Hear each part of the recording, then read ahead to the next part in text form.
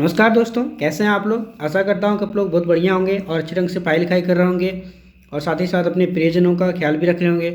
तो यहाँ पर जो है आज मैं एक वीडियो लेकर आया हूँ। ये काफ़ी दिनों के बाद, मतलब 10-15 दिन शायद लगभग हो गया होगा। उसके बाद आज मैं एक वीडियो अपलोड कर रहा हूँ और यहाँ पे इम्पॉर्टेंट इसलिए है क्योंकि यहाँ पर जो है वैकेंसी से रिलेटेड यहाँ पे वीडियो है और ये वैकेंसी जो है वो जेएसएससी की तरफ से आया है और यहाँ पर स्पेशल है उन सभी कैंडिडेट के लिए जो कि एक तरह से कह सकते हैं कि साइंस बैकग्राउंड से वो रिलेट करते हैं। जैसे किन्हीं का बीएससी है, बीएससी केमिस्ट्री है या मैथ है या फिर आपका यहाँ पे अकाउंट वाले भी हैं। तो यहाँ पर उनके लिए एक बहुत ही बेस्ट अपॉर्चुनिटी आया है। जैसे कि आप लोगों ने थंबनेल में देखा कि वहाँ वैकेंसी है कुछ 500-550 के समथिंग है। तो चलिए देखते हैं कि कौन सा विभाग में कितनी वैकेंसी है, उसके लिए क्वालिफिकेशन क्या है और ये फॉर्म कब से स्टार्ट होगा, क्या सिलेबस वगैरह रहेगा, ये सारा कुछ हम लोग देखेंगे। तो चलिए आप लोग वीडियो पे बने रहिए शुरू से अंत तक। और साथ ही साथ आप लोगों से रिक्वेस्ट है कि आप लोग अगर इस चैनल पे नए हैं तो प्लीज़ लाइक कीजिए और चैनल को ज़रूर सब्सक्राइब कीजिए ताकि जो भी इंपॉर्टेंट अपडेट्स आप लोगों को मतलब जो है वो समय पे मिले। और यहाँ पर स्टडी मटेरियल भी आप लोगों को प्रोवाइड किया जाता है। जैसे कि मैं यहाँ पे थोड़ा सा मैं गैपिंग में यहाँ पे वीडियो डाल रहा हूँ क्योंकि थोड़ा सा तो यहाँ पे मैं एक्चुअली कुछ दिन से बिजी था क्योंकि मेरा है कि जॉब लग गया है, मैं कहीं पे भी काम करना शुरू कर दिया हूँ। तो यहाँ पे क्या है कि मुझे कुछ समय नहीं मिल पा रहा था, एडजस्ट करने में थोड़ा सा टाइम लग रहा था। इसी वजह से मैं यहाँ पे वीडियो अपलोड नहीं कर पा रहा था। लेकिन मैं आप लोगों से प्रॉमिस करता हूँ कि अगर आपको जैसे कि 1 तारीख से जो है आप लोगों को जो पर डे जो है इम्पॉर्टेंट 30 से 35 क्वेश्चन जो है आपको झारखंड जीके का जो भी इम्पॉर्टेंट होता है वो आप लोगों को देखने को मिलेगा। साथ ही साथ जो इम्पॉर्टेंट जीके होते हैं जिसमें आपको करंट अफेयर और स्टैटिक जीके जो भी इम्पॉर्टेंट एग्जाम बेस्ड होते हैं प्रीवियस ईयर, वो आप लोगों को मैं यहाँ पे डाल दिया करूँगा रोज़। तो जिससे क्या होगा कि आप लोगों को रिवीजन करने में, एग्जामिनेशन का प्रिपरेशन करने में हेल्प होगा। इससे आप अपने जो भी आप पढ़ाई कर रहे हैं उसको आकलन करने में हेल्प मिलेगा। देखिए यहाँ पे बात यह है कि वैकेंसीज तो है वो लगातार आ ही रही है और लेकिन दिक्कत यहाँ पे ये है कि जेएसएससी उन वैकेंसी को क्लियर नहीं कर पा रही है। सिर्फ वैकेंसी वो ला रही है, लेकिन देखना अब ये है कि इलेक्शन वगैरह तो अब सब ख़त्म हो गया है और जो भी कुछ बचा हुआ होगा वो भी ख़त्म हो जाएगा कुछ दिनों में। तो अब देखना ये है कि जेएसएससी ने जितने भी वैकेंसीज़ को वो आउट किया है क्या उनका सही समय पे हो पाएगा या नहीं हो पाएगा। यहाँ पर सिर्फ जेएसएससी की तरफ से एक ही वैकेंसी का जो हुआ है क्लियर, वो हुआ है आपका साइंटिफिक असिस्टेंट का। उसी का खाली अभी तक हुआ है टाइमली और उसी का सारा कुछ हो गया है। लेकिन यहाँ पे बाकी बात करते हैं, जैसे आपका उत्पाद सिपाही का है और भी आपका सीजीएल है, आपका देखिए आईटीआई का है, डिप्लोमा लेवल का भी है, तो आपका यहाँ पे एलडीसी के लिए भी पोस्ट आया था, तो वो सब देखना पड़ेगा। तो चलिए हम लोग उसके बारे में बाद में बात करेंगे, किसी और वीडियो में बात करेंगे। लेकिन पहले यहाँ देख लेते हैं कि इस वीडियो में हम लोग को क्या क्या है, जिस क्वालिफिकेशन के बारे में बात कर रहे थे और नोटिफिकेशन क्या है। तो जैसा कि आप लोग देख रहे हैं, झारखंड तकनीकी विशिष्ट योग्यताधारी स्नातक स्तरीय संयुक्त प्रतियोगिता परीक्षा नियमित रिक्ति। देखिए कोई बैकलॉग वगैरह नहीं है और यहाँ पे देख रहे हैं कि विशिष्ट योग्यताधारी स्नातक, मतलब ये जो है सिर्फ और सिर्फ ग्रेजुएट लोग जितने भी हैं वही इसको भर सकते हैं। यहाँ पे कोई 10 और 12 के लिए नहीं है। लेकिन आपको यहाँ पे तकनीकी क्या बोलते हैं, एक तरह से आपका टेक्नीशियन लेवल का भी पोस्ट है। तो चलिए देखते हैं यहाँ पे। तो आप लोगों को पता ही होगा कि जितने भी एग्जामिनेशन का है यहाँ पे वो 100 रुपये लगेगा। सेम यहाँ पे भी आपको 100 रुपये देखने को मिल रहा है और 50 रुपये जो है आप लोगों को ST/SC के लिए लगेगा, ठीक है। और यहाँ पर जो है आप लोगों को बात कर लेते हैं कि रिक्तियों का विवरण क्या है, मतलब कितनी वैकेंसी है, किस किस नाम से हैं, किस किस पोस्ट का क्या है। तो यहाँ पे देखिए आपका पहला जो है वो है मत्स्य प्रसार पर्यवेक्षक। तो यहाँ पे जैसे फिशरीज़ वगैरह को देखिए बहुत बढ़ावा दिया जा रहा है, तो उसके लिए भी यहाँ पे पोस्ट है और टोटल पोस्ट जो है वो 59 है, जिसमें से आप रिजर्वेशन वगैरह देख सकते हैं। यहाँ पे कुछ और भी रिजर्वेशन दिया गया है डिसेबल्ड लोगों के लिए, जो भी फिजिकली हैंडीकैप होते हैं। खेलकूद का भी यहाँ पे है, अंधापन जिसके लिए है। उसके बाद जो सेकंड है वो सबसे इम्पॉर्टेंट है प्रखंड कृषि पदाधिकारी एवं समकक्ष। ये जिस पोस्ट जो है ये काफ़ी ज़्यादा मात्रा में है, 305 वैकेंसीज है और ये सबसे कह सकते हैं कि सबसे कमाई वाला एक तरह से पोस्ट है। ये कमाई वाला पोस्ट एकदम, जिसमें आप कमा के एकदम, हाँ लेकिन इसे मतलब इतना ये नहीं करना चाहिए क्योंकि कभी ना कभी उसका दिन खराब आता है और वो मतलब पकड़ा ही जाता है। तो प्लीज़ आप लोग ऐसा ना करें। ये मैं मतलब कह रहा हूँ, मतलब इसको आप लोग ज़्यादा मतलब ये मेरा सीरियसली ना लें कि ये कमाई वाला पोस्ट है तो इसमें ये करना चाहिए। वो मैं लाइटली इसको कह रहा हूँ कि इसमें एक तरह से यहाँ पे बहुत ज़्यादा जाना पहचाना पोस्ट है। उसके बाद तीसरा नंबर में जो है आपका है वो सहायक अनुसंधान पदाधिकारी एवं समकक्ष है, टोटल 8 पोस्ट है। उसके बाद आपका जो है वो है पौधा संरक्षण निरीक्षक, ये फॉरेस्ट से रिलेटेड है, तो यहाँ पे टोटल 26 पोस्ट है। और उसके बाद जो सबसे लास्ट में है, सॉरी लास्ट नहीं है, सांख्यिकी सहायक है, उसमें टोटल 26 पोस्ट है। उसके बाद अगला पोस्ट है आपका भूतात्विक विश्लेषक, इसमें आपका 30 पोस्ट है टोटल। उसके बाद है एक और लास्ट वरीय अंकेक्षक, तो इसमें 138 पोस्ट है। तो इस हिसाब से टोटल जो है वो तकरीबन 550 के लगभग होता है, ठीक है।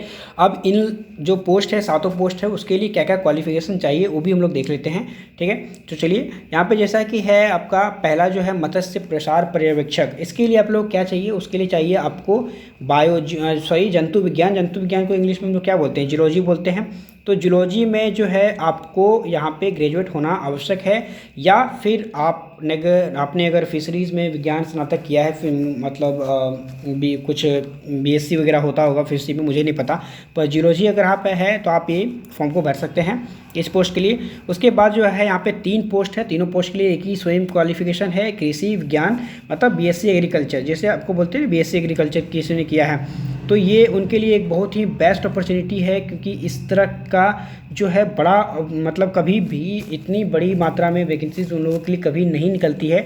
हाँ, निकलती रहती है हमेशा। देखिए बीएससी एग्रीकल्चर जो है बहुत अच्छा एक तरह का स्ट्रीम है, लेकिन यहाँ पे जो है कि लगातार जो है बड़ी मात्रा में वैकेंसी देखने को नहीं मिलता है। लेकिन यहाँ पर जो है आप लोगों को देखिए यहाँ पे बहुत अच्छा मौका है जो भी, और साथ ही साथ जो झारखंड के कैंडिडेट हैं जिन्होंने बीएससी एग्रीकल्चर किया है उनका तो 100% सिलेक्शन होना ही होना है, क्योंकि बहुत ज़्यादा पोस्ट है यहाँ पे। तकरीबन देखिए आप पोस्ट टाइम इसमें 300 के लगभग था, इसमें आपका 26-25 के लगभग था, इसमें भी 30-40 का, मतलब ये तकरीबन जो है वो 400 से मतलब 400 के लगभग जो पोस्ट है वो आपका सिर्फ बीएससी एग्रीकल्चर के लिए है। उसके बाद यहाँ पे है सांख्यिकी का जो है आपका सांख्यिकी सहायक, इसमें देखिए आपका जिन्होंने मैथ से अगर बीएससी किया है तो मैथ वहाँ पे एलिजिबल हैं, और किन्हीं का यदि इकोनॉमिक्स है तो वो भी इस फॉर्म को भर सकते हैं, और स्टैटिक्स भी जिन्होंने किया है तो वो भी ये फॉर्म को भर सकते हैं। यहाँ पे देखिए सांख्यिकी का मतलब स्टैटिक होता है, और गणित को तो जानते ही मैथ होता है, अर्थशास्त्र का मतलब आपका इकोनॉमिक्स हो गया, तो ये फॉर्म जो है उनके लिए है। उसके बाद जो 6ठा नंबर है वो है भूतात्विक विश्लेषक, उसमें आपका जो है बीएससी रसायन शास्त्र है, इसमें एकमात्र पोस्ट ऐसा है जिसमें सिर्फ केमिस्ट्री मांगा गया है, ठीक है। उसके बाद जो अगला लास्ट वाला पोस्ट है वरीय अंकेक्षक, इसमें जो है आपका जो है अर्थशास्त्र मतलब इकोनॉमिक्स या फिर मैथ में या फिर सांख्यिकी में अगर आप लोगों का ग्रेजुएशन है तो आप भर सकते हैं। तो यहाँ पे देखिए मैथ के लिए यहाँ पे एक तरह से कह सकते हैं कि ये भी बहुत बेस्ट अपॉर्चुनिटी आया है उन लोगों के लिए, ठीक है। कि देखिए सब्जेक्ट बेसिस जो है बहुत कम ही निकलता है इस तरह से मैथ के लिए, तो यहाँ पे ये है। और न्यूनतम तो आपको बता दिया मैंने कि यहाँ पे जो है आपको ग्रेजुएशन होना आवश्यक है, और साथ ही साथ यहाँ पे एक पॉइंट दिया गया है कि आप लोग को जिस दिन देखिए आपका जो है जिस दिन आपका डेट मान लेते हैं 13 मई से जो है इसका फॉर्म जो भराना शुरू होता है, मैं एग्जांपल दे रहा हूँ, ऐसे एग्जैक्ट डेट मैं आपको आगे बता दूँगा। तो यहाँ पे जैसे कि मान लेते हैं कि आपका 13 मई से यदि आपका फॉर्म जो है वो भराना शुरू हुआ है, तो ये जो है आपका क्वालिफ़िकेशन 12 मई तक आपके पास होना चाहिए, तभी आप यहाँ पे एलिजिबल होइएगा, ठीक है। चलिए, और यहाँ पे वही सेम शर्त है कि आपको 10th और 12th जो है आपको झारखंड से ही पास आउट होना पड़ेगा। अगर आप यहाँ से नहीं हैं तो आप इस फॉर्म को एलिजिबल मतलब भरने में एलिजिबल नहीं हैं। यहाँ पे एज की बात कर लेते हैं, तो एज न्यूनतम जो है 21 साल है और मैक्सिमम जो है 35 साल है अनारक्षित के लिए, मतलब जैसे जनरल के लिए हो गया। उसके बाद BC 1 और BC 2 के जो पुरुष है उसके लिए 37 वर्ष है, महिलाओं के लिए जो है आपका 38 वर्ष है BC 1 BC 2 के लिए, और SC और ST के लिए जो भी मतलब महिला और पुरुष हैं उनके 40 वर्ष है। तो यहाँ पे एज जो है कमी नहीं है, बहुत बढ़िया एज है, बहुत दिनों मतलब बहुत लोगों को ध्यान में रख के किया गया है, ठीक है। तो यहाँ पे एज तो आपको पता चल गया, और यहाँ पे जो है कि ये फॉर्म कब से भराएगा और ये सिलेबस वगैरह क्या रहेगा उसके बारे में भी देख लेते हैं हम लोग। तो यहाँ पे जो है कुछ यहाँ पे वो इंस्ट्रक्शन जो भी लिखे रहते हैं वैसा कुछ उसमें आपको ध्यान देने वाली बात नहीं है। यहाँ पे देख सकते हैं कि स्थानीय निवासी प्रमाण पत्र है वो कब से कब तक का होना चाहिए। अगर आप लोग बोलिएगा तो मैं इसके लिए स्पेशली वीडियो बना दूंगा कि कौन सा डेट से जो है वो आपका वैलिड होगा और कौन सा डेट का आपका नहीं होगा। तो यहाँ पे देख ली, मैं आपको एक रफली बता देता हूँ कि 2016 से पहले का है, 2/6/2016 के पहले का है तो वो आपका किसी भी लेवल का है वो आपका नहीं चलेगा, लेकिन 2/6/2016 के बाद अनुमंडल पदाधिकारी का है तो वो चलेगा। लेकिन उसके बाद है 2019 के बाद, जैसे कि अभी 2019 के बाद जैसे आपका किसी भी लेवल का हो, चाहे वो CO का हो या किसी से भी लेवल का हो, वो सब आपका मतलब चलेगा, ठीक है, वहाँ पे कोई रोक टोक नहीं होगा। तो ये इस तरह से आपको एक मतलब एक रफली मैं बता दे रहा हूँ आपको, ठीक है। यहाँ पे डेट वगैरह आप पढ़ना चाहे तो पढ़ सकते हैं, लेकिन अगर आप लोग को डिटेल जानना है तो मैं इसके लिए एक अलग से वीडियो बना दूंगा, ठीक है। उसके बाद जाति प्रमाण पत्र है। जाति प्रमाण पत्र में भी सेम कंडीशन है, 2019 से पहले का अगर आपके पास है तो फिर आपका जो है वो DC या फिर SDO लेवल का होना चाहिए। उसके बाद का है तो अगर CO में से भी बना है तो आपका CO से भी चल जाएगा। और इसमें भी है कि 2012 से पहले का अगर आपके पास है तो ये वैलिड नहीं होगा, ये बात को आपको ध्यान रखना है। और EWS के लिए तो भी जो भी नोटिफिकेशन होता है, जो भी हर ईयरली बेसिस पे उनका जो होता है वो भी आप लोग देख लीजिए, वो तो नया ही चलेगा, ठीक है। अब बात कर लेते हैं इसमें हम लोग का जो है वो है सिलेबस के बारे में। तो सिलेबस वगैरह क्या है वो भी देख लेते हैं, ठीक है। चलिए, और यहाँ पे सुनिए, पहले हम लोग बात कर लेते हैं कि ये डेट जो है वो कब से शुरू होगा, कब से फॉर्म अप्लाई करने का, ठीक है। तो यहाँ पे जो है वो 15 जून से आप लोगों का शुरू होगा और 13 जुलाई तक आप लोग इसको फॉर्म को भर सकते हैं। ध्यान दीजिएगा, 15 जून से शुरू होगा, 13 जुलाई तक आप इसको फॉर्म को भर सकते हैं। परीक्षा जो शुल्क है वो उसका पेमेंट जो है वो 16/7 को मतलब 16 जुलाई तक आप पेमेंट कर सकते हैं। और प्रिंट वगैरह लेना है आपको, फ़ोटो और जो सिग्नेचर अपलोड करने का डेट है वो 19 जुलाई तक है। प्रिंट लेने के लिए जो है आप 19 तक ही ले सकते हैं। अगर किसी कारणवश आपका कोई गलती हो गया है या फिर कुछ आप लोगों को एडिट करना है तो आप 20 तारीख से लेकर 22 तारीख के बीच अपना एडिट कर सकते हैं, ठीक है। और यहाँ पे फॉर्म भरने का तरीका बताया गया तो सभी सारा नोटिफिकेशन में ही रहता है। यहाँ पे जो है एग्जामिनेशन जो होगा आपका 3 पेपर में होगा, मतलब आपका यहाँ पे होगा परीक्षा एक ही, लेकिन यहाँ पे क्या है कि 3 पेपर में होगा, मतलब आपके 3 पेपर रहेंगे, पेपर 1, पेपर 2, पेपर 3। पेपर 1 जो आपका होता है यहाँ पे एक ही परीक्षा रहेगा, मुख्य परीक्षा मेंस होगा सिर्फ आपका, इसमें कोई प्रीलिम्स वगैरह नहीं होगा, ठीक है। चलिए, तो यहाँ पे जो पेपर 1 है, पेपर 1 में आपको भाषा ज्ञान रहेगा, जिसमें से हिंदी और इंग्लिश रहेंगे, 60 प्रश्न रहेंगे, 2 घंटे का एग्जाम होगा, ठीक है। आपको ये क्वालिफाइंग है 30 नंबर का, इसमें कोई मेरिट वगैरह नहीं जोड़ा जाएगा। और यहाँ पे पेपर 2 है, पेपर 2 है जनजातीय भाषा, क्षेत्रीय रीजनल लैंग्वेज, ये भी 2 घंटे का होगा, 100 प्रश्न रहेंगे इसमें। और इसमें आपको कोई एक लैंग्वेज आपको सेलेक्ट करना होगा, इसमें से आप कोई भी सिलेक्ट कर सकते हैं, जैसे कि उर्दू है, संथाली है, बंगला, मुंडारी, हो, खड़िया, कुड़ुक, कुरमाली, खोटा, नागपुरी, पंचपरगनिया और आपको उड़िया, इनमें से कोई भी आप एक लैंग्वेज चूज़ कर सकते हैं। इसका सिलेबस भी आपको यहाँ पे दिया गया है, सिलेबस भी आपको मैं दिखा दूंगा। पेपर 3 है जो काफ़ी इंपॉर्टेंट है, इस बात को आप लोग बहुत ध्यान रखिए, क्योंकि यहाँ पर एक चीज़ जोड़ा गया है, ट्रेड पेपर। जी हाँ, बिल्कुल, यहाँ पे जो आप जिस ट्रेड से बिलोंग करते हैं, यदि आप मैथमेटिक्स हैं, मैथमेटिक्स का पेपर आएगा, केमिस्ट्री है, केमिस्ट्री का आएगा, बेसिक एग्रीकल्चर है तो बेसिक एग्रीकल्चर से 100 प्रश्न पूछे जाएंगे। और ट्रेड से जो है आपका 100 प्रश्न रहेगा। सामान्य अध्ययन मतलब GS का हो गया 20 प्रश्न रहेंगे, गणित का जो है वो 20 प्रश्न रहेगा, और सामान्य विज्ञान मतलब जनरल साइंस जो है वो 10 प्रश्न रहेगा। तो ये इस चीज़ को ध्यान रखिए, आपका जो मेरिट बनेगा वो इसी पे मेनली ज़्यादा फोकस रहेगा। खैर, यहाँ पे पेपर 2 जो है वो भी आपका मेरिट में ऐड होगा।